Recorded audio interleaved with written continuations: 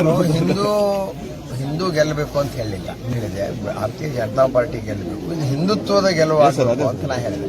ಅವ್ರು ತಪ್ಪು ಅರ್ಥ ಮಾಡ್ಕೊಂಡು ನಾವು ಹಿಂದೂಗಳ ನಿಮ್ಗೆ ಹಿಂದೂಗಳನ್ನಂತ ಯಾರು ಅವರು ಅರ್ಥಕ್ಕೆ ಅನರ್ಥ ಮಾಡ್ಕೊಂಡು ಮಾತಾಡೋರಿಗೆ ಏನ್ ಹೇಳಕ್ಕಾಗತ್ತೆ. ಚುನಾವಣೆ ಬಂದಾಗ ಎಲ್ಲ ಬಳಸ್ತಾರ ಅವರು. ಚುನಾವಣೆ ಮುಗಿದ ಮೇಲೆ ಮತ್ತೆ ಅವೇನ್ ಕೆಲಸ ಮಾಡ್ಬೇಕು ಅದನ್ನ ಮಾಡ್ತಾರ.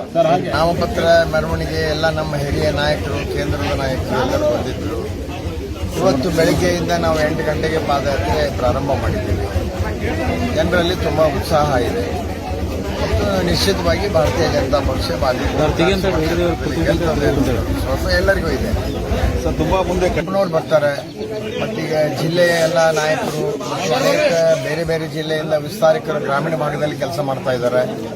ಅಂದ್ರೆ ದೊಡ್ಡ ದೊಡ್ಡ ಸಭೆ ಮಾಡೋದಕ್ಕಿಂತ ಸಣ್ಣ ಸಣ್ಣ ಸಭೆಗಳನ್ನು ಮಾಡಿ ಮನೆ ಮನೆಗೆ ಸಂಪರ್ಕ ಮಾಡಿ ಜನರಿಗೆ ನಮ್ಮ ವಿಚಾರಗಳು ತಲುಪುವಂತ ನಿಟ್ಟಿನಲ್ಲಿ ನಾವು ಕೆಲಸ ಮಾಡ್ತೀವಿ. ಬೆಳಗ್ಗೆ 11 ಗಂಟೆವರೆಗೆ ಸಿಟಿ, ಮಧ್ಯಾಹ್ನ 2 ಗಂಟೆವರೆಗೆ 2:30, 3 ಗಂಟೆವರೆಗೆ ಬೇರೆ ಬೇರೆ ಸಮಾಜದ ಮೀಟಿಂಗ್ಗಳು, ಸೇರ್ಪಡೆ ಕಾರ್ಯಕ್ರಮ, ಸಾಯಂಕಾಲ 4 ಗಂಟೆ ನಂತರ ಗ್ರಾಮೀಣ ಭಾಗದ ಕಾರ್ಯಕ್ರಮ. ಏನಪ್ಪ ನಾವು ಶಿವಾಜಿ ಮೆರವಣಿಗೆ, ಗಣಪತಿ ಮೆರವಣಿಗೆ, ಬಸವೇಶ್ವರ ಮೆರವಣಿಗೆ ಮಾಡೋದಕ್ಕೂ ಕೂಡ ನಮಗೆ ಈ ರೀತಿ ತೊಂದರೆ ಆತಲ್ಲ ಅನ್ನುವಂಥ ಭಾವನೆ ಬಂದಿದೆ. ಅದಕ್ಕಾಗಿ ಜನರ ಉತ್ಸಾಹ ಇಮ್ಮಡಿಯಾಗಿದೆ.